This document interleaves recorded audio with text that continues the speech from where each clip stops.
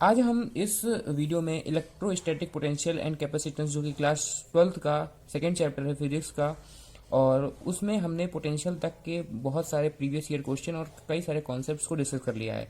अब हमारा जो मेन टॉपिक बचता है वो होता है कैपेसिटेंस। तो आज इस वीडियो में हम कैपेसिटेंस का कॉन्सेप्ट, इस छोटे से वीडियो में कैपेसिटेंस का अच्छी तरीके से कॉन्सेप्ट समझने वाले हैं।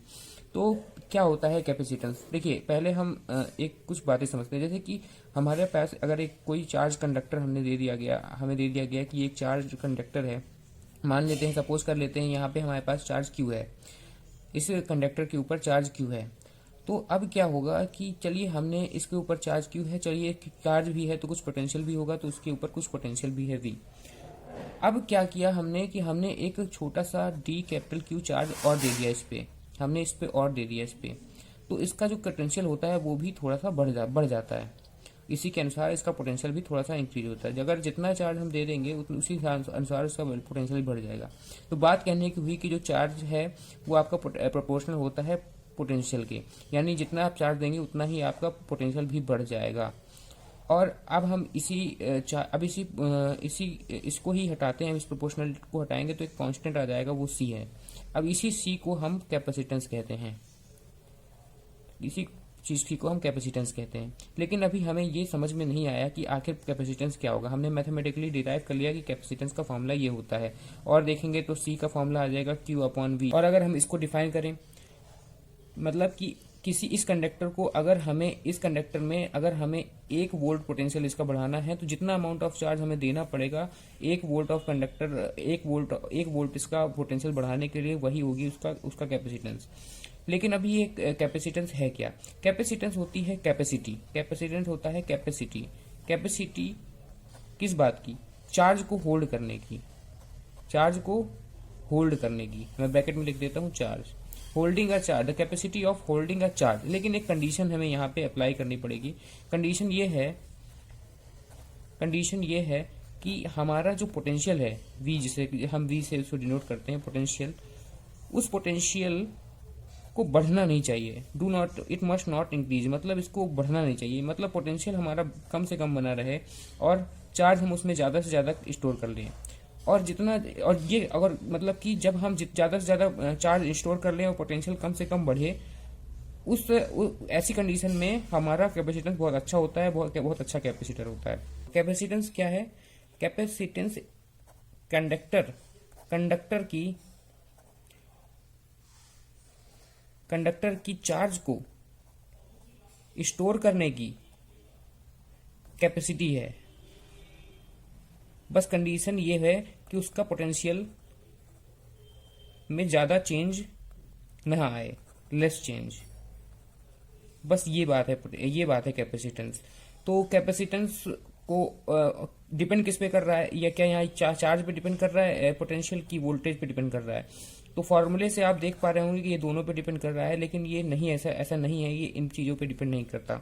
देखिए, ये कैपेसिटेंस डिपेंड करता है shape and size of capacitor के, shape and size of capacitor के शेप और साइज पे डिपेंड करता है। शेप और साइज किस तरह के होते हैं? एक आपका पैरेलल प्लेट कैपेसिटर होता है, आपका स्फेरिकल कैपेसिटर होता है, आपका एक सिलेंड्रिकल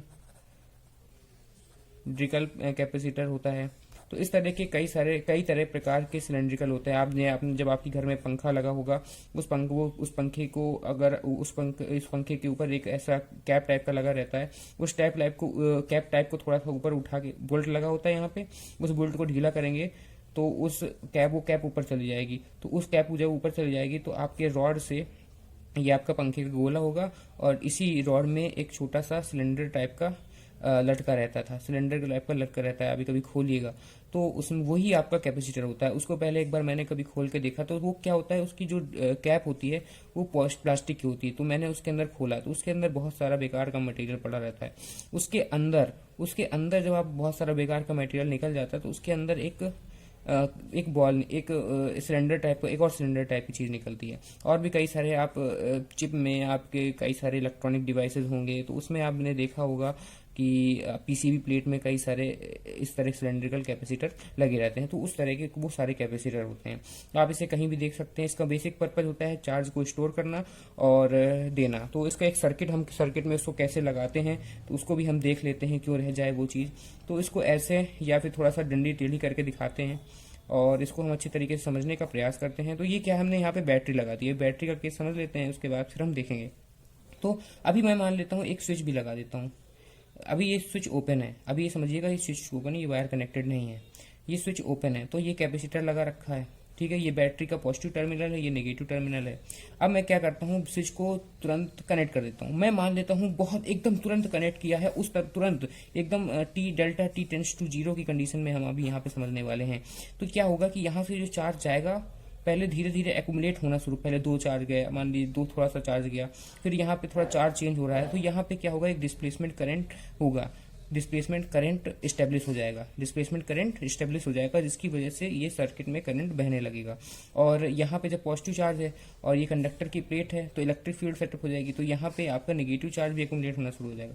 जब पूरी तरीके से पूरा चार्ज, मतलब ये पूरी तरीके से फुल्ली चार्ज हो जाएगी प्लेट और ये पूरी फुल्ली नेगेटिवली चार्ज हो जाएगी, तो यहाँ पे तो यहाँ पे पूरा चार्ज फिक्स्ड हो जाएगा, क्योंकि फुल्ली चार्ज हो जाएगा, ये भी फुल्ली चार्ज हो जाएगा, तो ये भी मतलब पूरी तरीके से कंप्लीटली चार्ज हो गया। तो यहाँ पे जो इलेक्ट्रिक फील्ड या डिस्प्लेसमेंट करंट, मतलब इलेक्ट्रिक फील्ड चेंज हो रही थी, तो फ्लक्स भी था आपके पास, तो फ्लक्स था आपके पास, और उस फ्लक्स को अगर आप डिफरेंशिएट करते तो पोटेंशियल डिस्प्लेसमेंट करंट आ जाती, तो डिस्प्लेसमेंट करंट आ रही थी। अब क्या है कि अब यहाँ पर ना फ्लक्स चेंज हो रहा है, क्योंकि इलेक्ट्रिक फील्ड आपकी पूरी तरीके से स्टेब्लिश हो चुकी है, क्योंकि अब ना यहाँ पे चार्ज जो प्लेट्स में चार्ज है वो पूरी तरीके से कंप्लीटली चार्ज हो चुके हैं, ना ही कुछ चेंज हो रहा है। इसलिए यहाँ पे अब क्या है, फ्लक्स कांस्टेंट हो जाएगा, इलेक्ट्रिक फील्ड कांस्टेंट हो जाएगी, इसलिए जो डिस्प्लेसमेंट करंट है वो भी आपका पूरी तरीके से 0 हो जाएगा, इसलिए यहाँ पे कोई करंट नहीं होगा।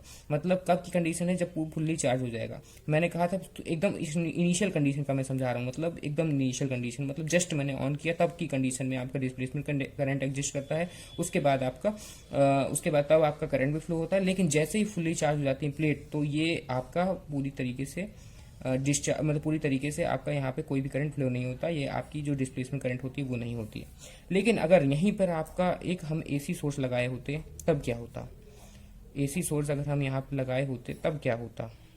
अगर हमने यहाँ पे एसी सोर्स लगा दिया है, हमने अभी स्विच खोला नहीं, अब यहाँ बंद करते थे। अब एसी सोर्स का क्या होता है, साइनोसोडियल वेव होती है, साइनोसोडियल उसका फंक्शन होता है। तो अब क्या होता है, एक साइन वेव होती है पहले।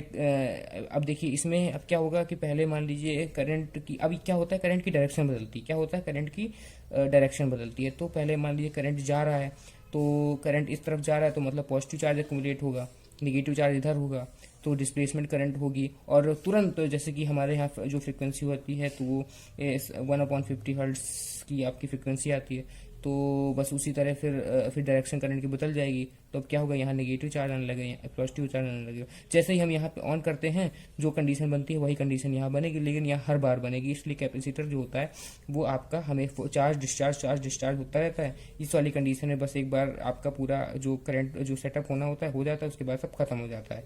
लेकिन यहाँ पे ये कंडीशन बार बार आती रहती है।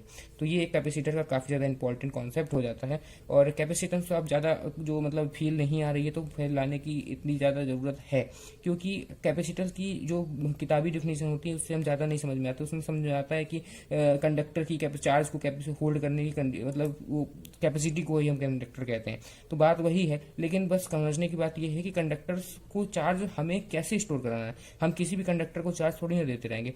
कंडीशन यहाँ पे है कि एक अब वो कितना बहुत ज़्यादा, अब क्या है, अब ये चार्ज है, पूरी तरीके से चार्ज है, अब इसको और चार्ज देंगे, लेकिन जब इसका पोटेंशियल बढ़ता चला जा रहा है, तो अब और ज़्यादा एक सर्टेन कंडीशन आएगी तो ये चार्जेस रिपेल करने लगेंगे, चार्जेस अच्छी तरीके से नहीं ले पाएगा। इसलिए अगर हम पोटेंशियल को ना बढ़ाएं और खूब चार्ज देते रहें तो शायद बहुत अच्छी तरीके से हम इसमें और ज़्यादा चार्ज एक्यूमुलेट कर पाएँ, अगर पोटेंशियल को ना बढ़ा पाएँ। इसलिए हमें पोटेंशियल को ना बढ़ाते हुए चार्ज को स्टोर करना है। इसलिए हमें पोटेंशियल को नहीं बढ़ाना है, बात हमें इतनी है, और चार्ज खूब स्टोर कर सकें, बात इतनी है। और कैपेसिटर एक काफ़ी ज़्यादा इंपॉर्टेंट कॉन्सेप्ट होता है। और ये आपके RLC सर्किट जो अभी हम AC वाले चैप्टर में अल्टरनेटिंग करेंट्स में पढ़ने वाले हैं, एक रेजिस्टेंस होता है, एक कैपेसिटर होता है, एक इंडक्टर होता है, इंडक्टर होता है उसे हम एक AC सोर्स के कनेक्ट कर देते हैं, तो वो वाला कॉन्सेप्ट भी हम आगे पढ़ेंगे। इंपॉर्टेंट कॉन्सेप्ट और वो ये है कि इसकी कैपेसिटेंस या मैं सीधे सी लिखता हूँ, कैपेसिटेंस की जो यूनिट होती है वो फैरड होती है, लेकिन ये फैरड जो होती है वो काफ़ी बड़ी यूनिट होती है, इसलिए हम जब यूजुअली क्वेश्चन में लिखते हैं हम उसे माइक्रो फैरड म्यू एफ कहते हैं, या म्यू एफ के फॉर्म मैक्सिमम हम म्यू एफ में यूज कर सकते हैं, लेकिन क्वेश्चन के अकॉर्डिंग जो भी आए पिको फैरड जो भी आए हम उसे यहाँ पर यूज करते हैं। और साथ ही साथ ये जो डिपेंड करता है कैपेसिटेंस सी, वो कुछ और चीज़ों पे भी डिपेंड कर सकता है, जैसे कि आपका परमिटिविटी ऑफ द मीडियम, यानी अगर हम पैरेलल प्लेट कैपेसिटर यूज कर रहे हैं तो दो पैरेलल प्लेट के बीच में कुछ मटेरियल हुआ तो उसकी परमिटिविटी के फॉर्म में भी उसको परमिटिविटी पे भी डिपेंड करता है। साथ ही साथ आसपास कैसा माहौल, कैसा मतलब क्या क्या चीज़ें हैं, क्या क्या चीज़ें नहीं हैं, उसके ऊपर भी डिपेंड करता है। मेन होता है आपका शेप एंड साइज, उसके बाद आता है आपका नाइबरहुड में आपके क्या क्या एलिमेंट्स रखे हुए हैं, कैसे कैसे ऑब्जेक्ट्स रखे हुए हैं, तो इन्हीं सब चीज़ों के ऊपर डिपेंड करता है कैपेसिटेंस। और डायमेंशनल फॉर्मूला ऑफ कैपेसिटेंस भी बहुत ज़्यादा इंपॉर्टेंट हो जाता है आपके लिए जानना, तो मैं उसे भी बता देता हूँ। M-1 T4A2। अब इसे कैसे आप निकालेंगे, तो जैसे कि कैपेसिटेंस का जो होता है फॉर्मूला, कैपेसिटेंस का होता है वो फॉर्मूला जो मैंने अभी आपको बताया, Q/V। अब Q/V तो कूलॉम का तो आप जानते हैं, Q होता है कूलॉम, कूलॉम होता है। और अब क्या होता है कि करंट होता है Q/T, तो Q हो जाएगा आपका IT, और I होता है आपका एम्पियर। I क्या होता है एम्पियर टाइम, ये हो जाएगा A, और T ये हो जाएगा। अब बचा आपका V, तो V का क्या होता है, पोटेंशियल का क्या होता है, पोटेंशियल V = W/Q, तो W का क्या होता है mL2T-2 अपॉन, अब जैसे Q का मैंने आपको बताया 80 होता है, तो अब क्या होगा mL2T-3A-1। अब आप यहाँ रखेंगे mL2T-3A-1, तो जब ये ऊपर जाएगा तो M-1 L-2 हो जाएगा, और T+4 हो जाएगा, और A² हो जाएगा।